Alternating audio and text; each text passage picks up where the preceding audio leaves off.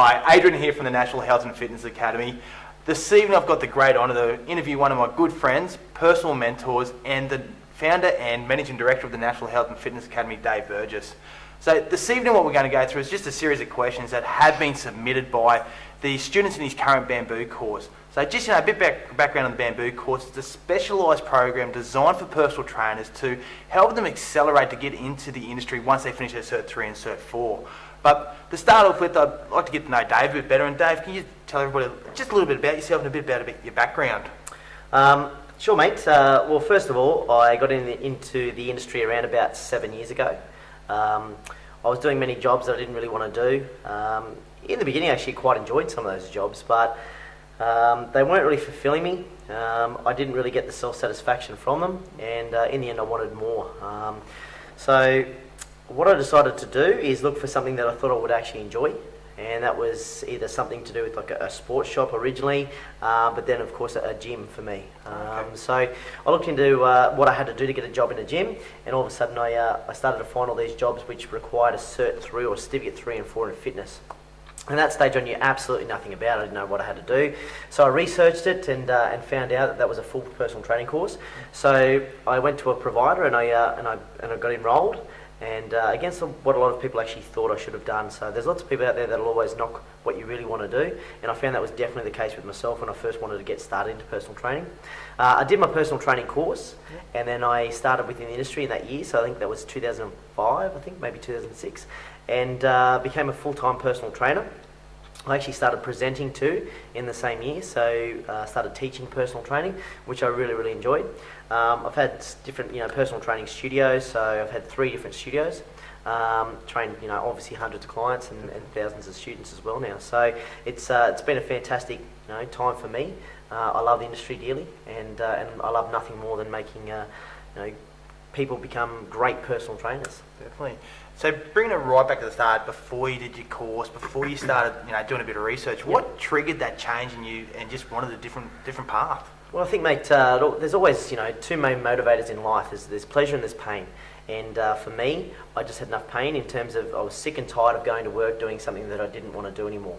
And so I looked into, it sounds really funny, but a light bulb went off and I thought, well, why don't I do something I actually enjoy? And it's what I find a lot of people do. They get to a point where they're sick and tired of working, doing jobs they don't like, then all of a sudden they think that. And for me, like I said, that was personal training. I thought I'd love personal training, and it turns out I did. But the main thing for me was I was sick and tired of doing jobs I just didn't want to do anymore.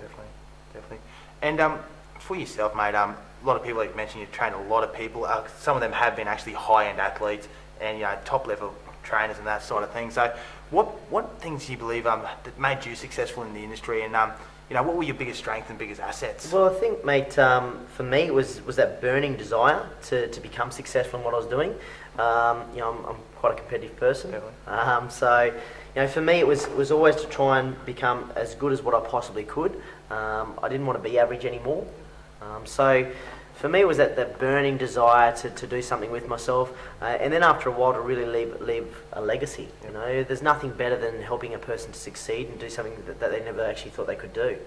For the athletes, it was great. I was very fortunate to train some great athletes and help them to gain a lot of success in their different areas and different sports. Fantastic.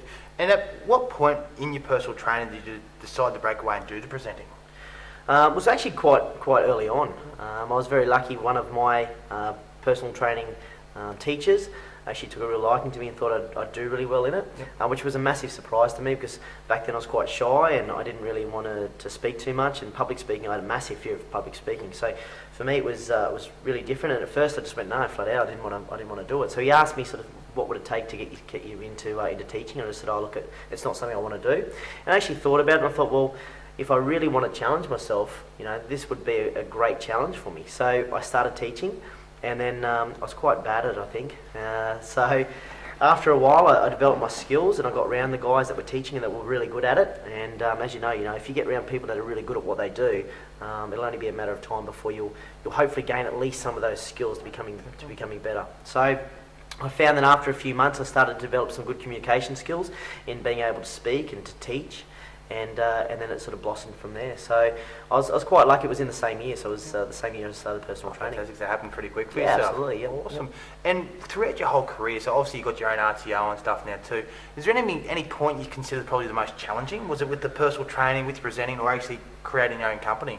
Well, I think, mate, as you go along, I think when I first started, I was a very average person, really.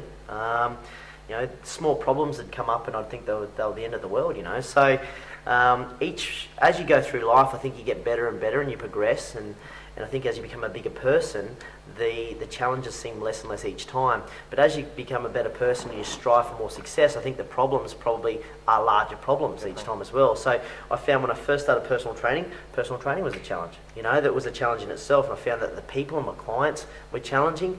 Then when I got my own personal training studio, I found that the trainers were really challenging for me. So there were problems there, and I had problems with the leases and problems, lots of different problems along the way.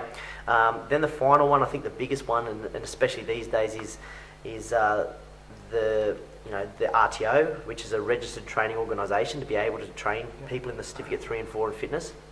That's quite challenging due to the costs, the compliance costs, and then just basically the pressures of the compliance. I think that's one of the main things. I think if I had to bring it back to the biggest challenge, it was the financial challenge of starting the school, due to the fact that I thought it was going to be around about half the cost of what it actually turned out to be.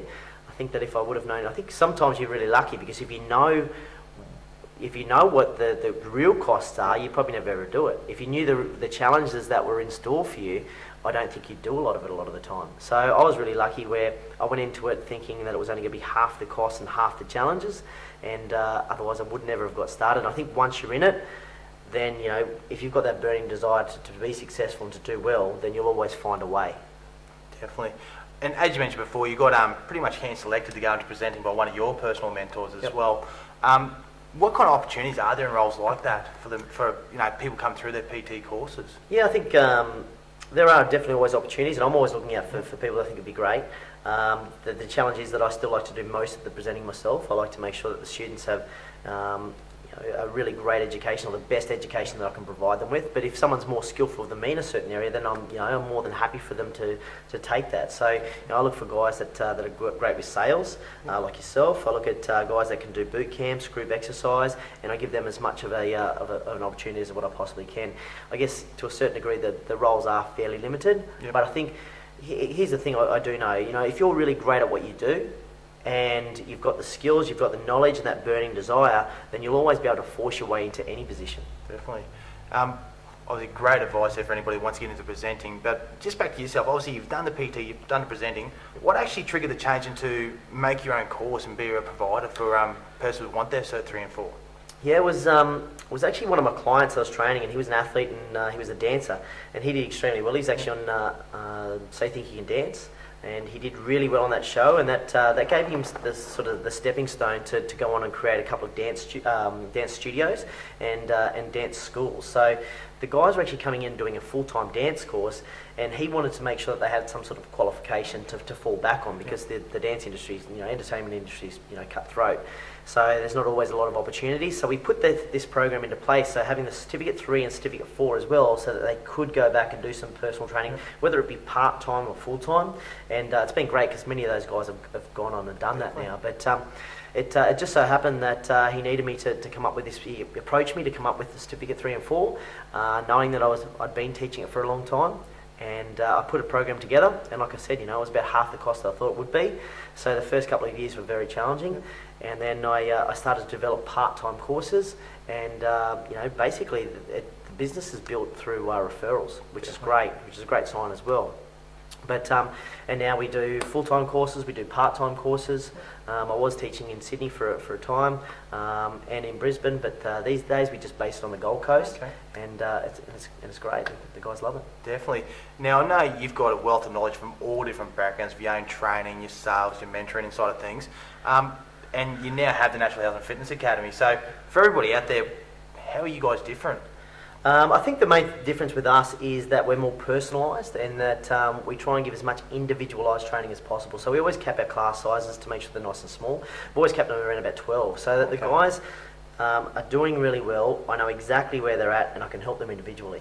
So As I think I said before, I do 80% of the teaching myself. So with that, I see the guys when they first come in. I don't really have a sales team, so to speak, that go in there and make calls and do all those kind of things. For me, it's I'll actually make the phone call when I get a referral or something along those lines. I meet with you first up. I discuss what you really want to get out of the program. We put a plan together for you. You then go through the program. We make sure that you build your strengths and your weaknesses to make sure that you become a great PT within the program. Then what we also provide is the mentor program, which is the program, as you said before at the beginning, that helps trainers really rapidly grow their business when they first get started. So there's many unique things to our business. We also say that our byline, so to speak, is the best value personal training courses. So yeah. Fantastic. And you did briefly mention on the Bamboo course, and I did mention at the start, this is there to help PTs get into the industry, but I know you're a passionate person. I know you'd love to tell them, how did the Bamboo course come about? Bamboo course the mentor program really came about because of the lack of direction when you're first finishing. I mean, there's so many trainers that go into the gyms or into the studios, into the industry full stop, and don't do that well. So for me, it was about not only just making personal trainers, but it was more about making successful personal trainers, and that's where I get a lot of my satisfaction from. Really, for me, it's about making sure that a trainer comes through and then not only gets in the industry but becomes extremely successful, has the business that they want to have, and then the biggest thing for me is that the lifestyle they want to have, because that's why most people get into personal training to even begin with. So I've been extremely lucky. I mean, my life changed completely when I did my program, and I just want to create the same opportunity for everyone else. Fantastic. But clearly you've achieved so much, highly successful person. So what, a couple of actions, a couple of things you've put in place to make sure you do succeed in business? I think that's a tough question. I think there are so many things. I think the biggest one for me was I realised that if I wanted a great business, I had to become great in different areas. And average people get average results. So I had to change from being average, which I definitely was, into getting around more successful people. It was changing my circle of influence and making sure that I was developing myself all the time, like constant, never-ending improvement. I think that's a key that most really great business people have. And I think the other one for me was there's always many things that people know that they should do. The difference is, lots of people don't do it for whatever reason. For me, what I wanted to do is make sure that I had my shoulds, turn my shoulds into musts. And when I realised that when I started changing my shoulds into musts, that's when I really made progress. And once you make progress, I think it gives you the more desire and gives you more drive as you're going along, because you are making that progression. Fantastic. And anybody who's been around you for any amount of time can realise you've got so much energy and so much passion, and you are a very driven man. So what fuels that constant drive, and is there any point of you, just thought about just giving up? I wouldn't say necessarily giving up. Possibly one or two. I think you always get to those points, whether it's for 2 minutes sometimes, but never really giving up. I mean, I'm very passionate about the industry. For me, where I get my drive from, I've got this burning desire to become successful. That's just how I am. But I think for me, it's also about helping as many people as possible to get into the industry. Like I said before, my whole life changed, and from that point on, I've always been very, very grateful. And for me, it's about making sure that I can help other people get into the same position. So if you're a person that hates your job and it's just sick and tired of doing the same boring thing every single day without any satisfaction, you're just sitting there waiting for Friday to come along, then I want to be able to help that person get out of the job that they hate into a career that they love, so they can lead their ideal lifestyle. Definitely. And you mentioned that lifestyle perfectly, because one of the next questions did come in from one of the students. And like I said, you are a very hard-working man, so they want to know, how do you get to that point where there's that work-life balance? How do you come to that, and how do you know, when to spoil yourself and, treat yourself when you've gotten so much? Yeah, there's a couple of questions with that. So I think the first one is, in terms of balance, it's very, very challenging to get balance. Yeah. I believe, that's my personal opinion, because as soon as you start to focus on one area, it's probably taking away slightly from another area. If you're really working hard on your health and your fitness, etc., then maybe possibly your career's going not as well as what you would have hoped, or relationships, or something's always suffering a little bit. But I think, the main key is to try and work. I think you've got to have massive work ethic and enjoy your work. And if you enjoy your work and you've got passion for your work, then automatically you're going to feel better about yourself. You're probably going to do better in your business, and when you do better in your business, hopefully you won't have to work as many hours, which means that you get more time to spend on the different things like recreation, your friends, your family, etc. So, I've been and done massive amounts of hours where, you're working that 90 to 100 hours a week consistently, week in, week out, and you get burnt out. You're not enjoying yourself. You get sick and tired of work, and you really struggle for that life balance. So, when you've got a great product and you really believe in your product and you've got the right strategy and your business is doing really well, then hopefully it gives you that little bit of extra time to spend in those different areas and try and get that balance. Definitely. And you did touch on strategy there. Like, what's the best way of putting a strategy in place? Is it to find a mentor or do research yourself? How would someone get that strategy in place so they do get that bit of balance in their life? Yeah, the strategy is really important. One thing I'd say before the strategy though is your mindset. Your mindset has to be great. I mean, you have to have a good, strong mindset. I would say that's at least half. It's probably, it's probably 80%. 80% mindset to make sure that you're strong, you're driven, you're focused, you're determined, and when things do pop up, when challenges pop up, which they're always going to, that you've got that attitude, well, I'll do whatever it takes to get over that. So once you've got that attitude, then the strategy comes into play. So I would say that one of the real keys is to make sure that you've got a really good mentor or a leader or a teacher that can take you through and show you how to avoid those mistakes that they've probably made in the past. I think that's a real key. I don't think you need to learn the mistakes. I think if you're not making mistakes, you're probably not going hard enough. But at the same time, there's many mistakes that you can avoid by modelling off other successful people. I mean, that's what most successful people do. They model off someone else. Yeah. And we're taught at school, not to copy and all those kind of things. I was pretty bad at that. But these days, I think, I'll try and copy as much as I possibly can. I look at the really successful people and I go, well, what are they doing that I'm currently not? And then I start to try and change my strategy to fit in with those really successful people. So get a mentor, get someone that's doing really, really well in a certain area that you want to do well in, and copy them. Definitely. Obviously put your own flavour on or do your own thing, but individualise it. But you've got to have a mentor, a good teacher. Awesome, great advice there. So obviously go out, grow your mindset, get yourself around good people and find yourself that mentor, and you'll be able to get a bit more balance in your life. Absolutely. Now, I know you could probably speak about yourself all evening, Dave, but do have a few questions here related more back into the industry.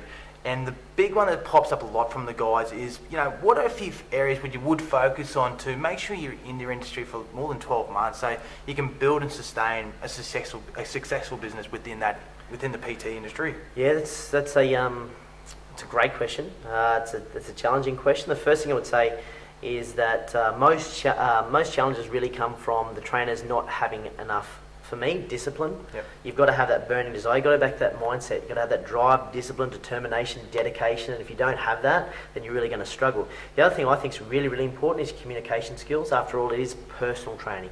So if you're not personable and you don't want to help people, you're always going to struggle. I mean, you might be great in the gym, you might be a great trainer yourself, but unless you're really passionate about helping other people, then you're really going to struggle. So I think communication skills are really, really important, and being that personable person. Yep. Being approachable is another one. And I think obviously having a great skill set, but even more so these days, you need to be able to help people get started. So when someone comes into the gym and they're looking to get started in their personal training, there's always going to be different barriers. Time is one of the biggest ones that we have these days. People have really busy lifestyles. Money's another one. So to be able to sit down with someone and be able to help them get started, that's the most important skill. So that comes back to your sales skills. Definitely. So once again, it's something that we go through a lot in the mentor program to make sure that the guys are doing really well. So you really got to want to help people, but after all, it is a business. And the only reason you're going to be able to help more people in the future is if you're still in business. So we've got to have a good sales strategy there in place. Fantastic, and as you mentioned, we cover that a lot in the Bamboo course, which is an amazing side of things for most trainers trying to get into it as well. On the other hand, I know you touched on a few things there, but what do you reckon would be the single biggest problem that most trainers have to not succeeding? Why are they unsuccessful? I think for me, they don't have that I'll do whatever it takes strategy. When things aren't working, they're not prepared to stick at it. Things don't just happen straight away a lot of the time. Now, obviously, we all would like to make progress and get as much progress as possible, but sometimes that progress is slower. It's a little bit like a snowball, sometimes it's slow at first, but once it starts to get a roll on, then you can get big quick.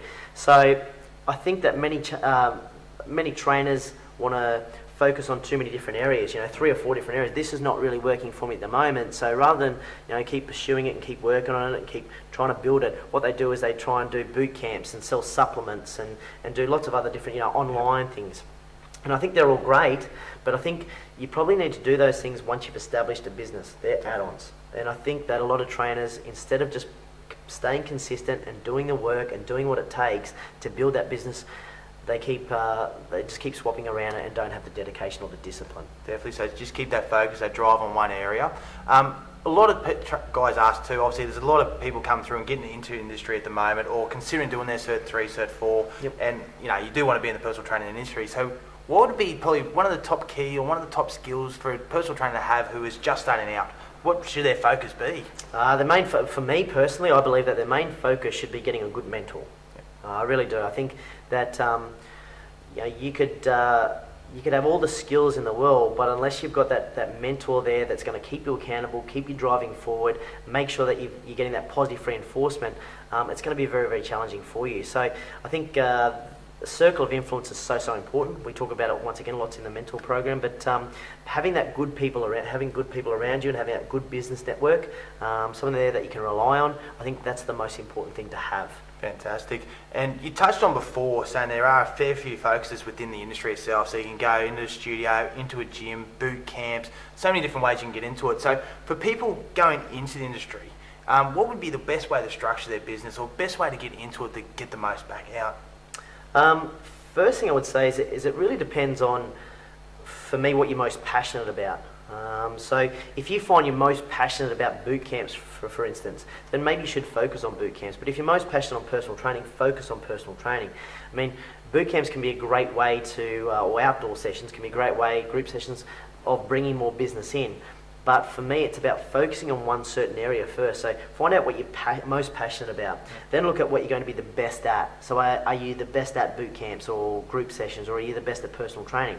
And then finally, where are you going to make the most amount of money from in terms of your time? To build a great business, you do need a good source of income. So where do you make the most amount of money? Where are you most passionate? And, where do you see yourself going in the future, I guess, as well? So I think that's probably the best advice I can give. Fantastic. So pick what you love, stick to it, and enjoy that and focus on that first before you branch out. I think that's the key. And like I said before, focus is very important. But just on an extra element of that, I mean, if you're banging your head against a brick wall and getting absolutely nowhere, then I'd say, well, your strategy's probably wrong. So first of all, have you got your mentor there? Definitely. And what have they learnt from it? Do you need to change your strategy? You don't necessarily need to change exactly what you're doing, but just how you're going about it a lot of the time. I find this with a lot of people. They're great personal trainers, but yet just their consultation's not quite right. If they just tinkered with it a little bit or found an expert in that area, then all of a sudden they just have to change 1 or 2 little things, and you'd find that you get massive amounts of growth. Definitely. So it's about find an expert, find that mentor that's great in those particular areas. Definitely. So pretty much wrapping it up, if you did educate yourself, worked on your skills, found their mentors, you should be a good personal trainer. Correct? Yeah, absolutely. Yeah, fantastic. Now, another one of the great questions the guys have asked too, because as you know, you've gotten into a bit, you've got your focus, but you've also branched out and looked into different investment strategies and properties and that. I guess, and we'd all love to know, mate, what are a couple of ways we can make more money? That's the thing that we all want to know, isn't it? But look, I mean, there's plenty more people more wealthy than I am, but for me, it's about self-education once again, and making sure that you get your mentors around you. So looking at what you're most passionate about once again, is it property, is it shares, is it online, is it, for me, I don't do much online because that's not my real focus. I don't know much about that. It doesn't mean I shouldn't do it, but I'm not passionate about it. The other thing is, for me, my main business, my main source of income is the business. So I don't want to take my focus off it. That's what I was saying before, So I want to look at different investment strategies where it's going to be minimal time.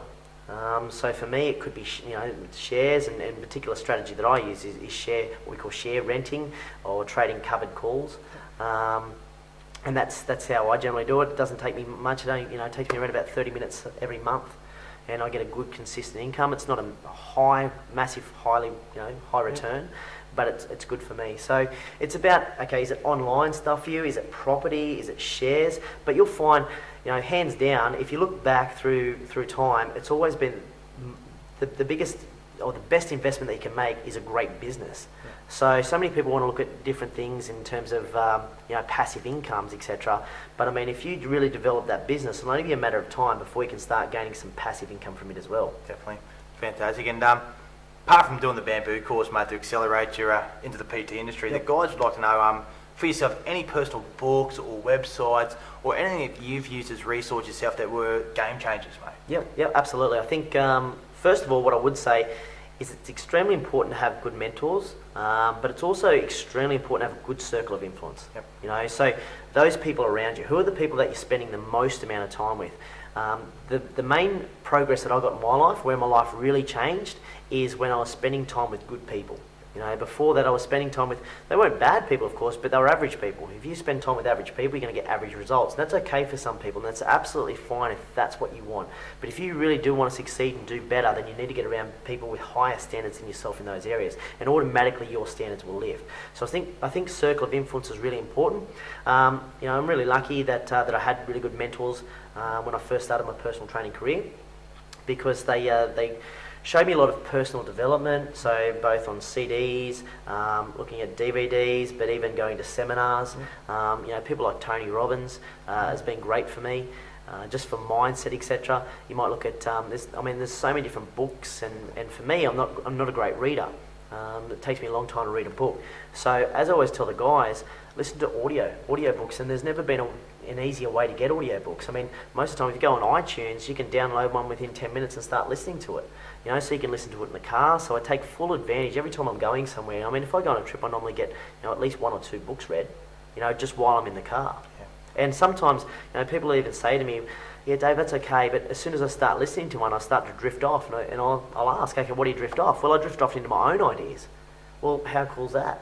It just gives you that idea that you need to, and that's how I've got many of my ideas, is I've been listening to an audiobook, I've got some sort of an idea that someone's given me, and then I've gone off in my own little world, and I've created my own sort of system, my own course or program, or just something small, some little idea that I've had that's made a massive difference to me. Fantastic. And just to clarify, obviously when you do mention mentor, you don't have to be one-on-one with somebody, do you? Like I said, you use a lot of books and stuff as well.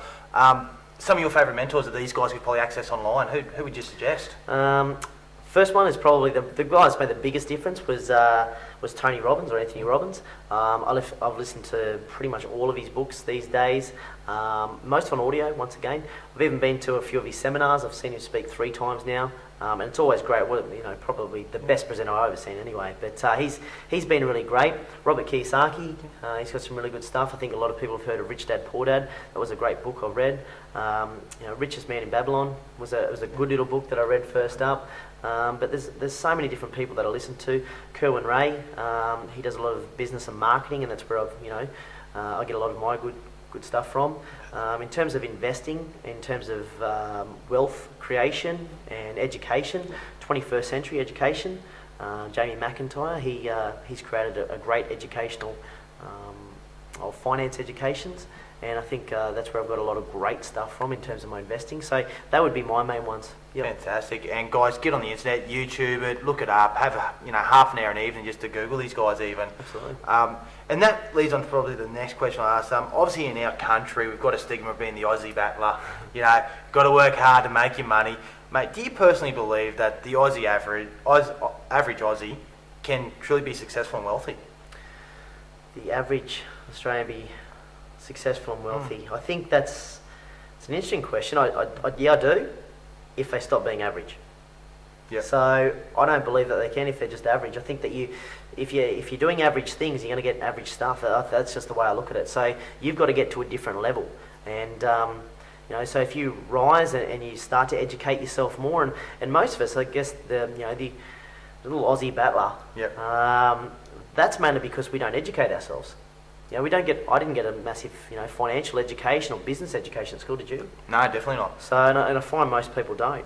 So for me, it's about going and educating myself. And once again, it's those things that I was just talking about before, like 21st century education, which is great, and great for any level. So, if you're 16 or you're 60, you can still get so much out of it. So I believe that, you can't necessarily become truly successful if you're just average. Average people get what average people get. Definitely. Now, final question, mate. I know you love to have your own say. So, Dave, can you tell everybody what do you define and believe as success?